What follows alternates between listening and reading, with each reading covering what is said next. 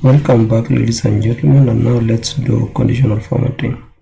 So first we'll create a simple table and then we'll format using conditional formatting. So let me click on this table icon, then let me drag date and drop the values. Then I want my date in terms of years. Then I'll drag again country and drop the values, and then I'll drag sales amount, drop the values, and then gross margin, drop values. So already I have a table here to format. So I will click on this button for formatting. Then I will scroll down until the window for conditional formatting. Then I will expand on this window.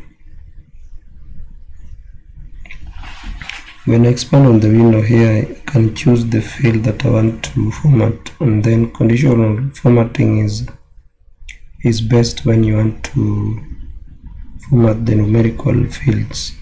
So here I will choose sales amount or gross margin. Then I can change the background color. Then I can also go to advanced controls and choose the colors that I want to vary from highest to lowest. So let me choose this light blue color, and there has to be this pinkish color. Then I'll click OK. See, the colors changed. I can again put the background color off and move into font color, and then the font color, you can see what has changed. Then I can go to advanced controls and change the colors, or rather the variability of the colors from lowest to maximum, rather from minimum to maximum. So I'll choose, let me choose this blue color.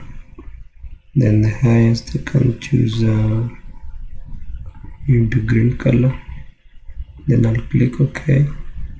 So you can see the colors change. So the color, the green, rather the values with the green color show that we have highest sales amount, and the colors with the pinkish or dark bluish color shows we have minimal sales amount. So again I can also choose, rather instead of using font color, I can also use data bars. But now instead of using the sales amount field, let me try to use gross margin.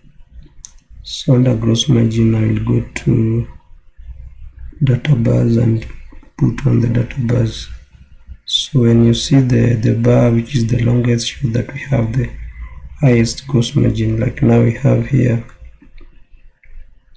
the longest bar here is the one for United States. So we had the highest sales in United States as a country.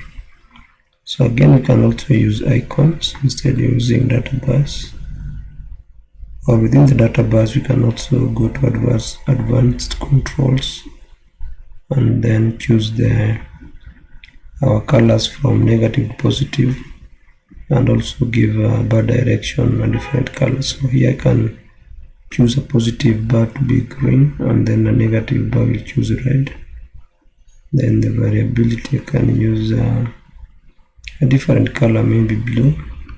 Then I'll click OK. Now you can see I don't have negative value, I only have positive value. That's why all the bars are blue in color, but the longest bar is showing that we are having highest sales within a particular country. Then I can also move on to icons. Instead, now we'll put off the data bars. Then I will move to icons. And the icons here, you can see what I have as icons, but now I can change them to different style within advanced controls. So here I can choose the style that I want. If the style already that is existing is not user friendly to the end user can choose a different style. So here I will click here, and then I can scroll down and choose the style that I want. So let me try to choose this style. So this style will show us that the lowest value the arrow is showing down, or rather from 0 to maybe less than 33, the value will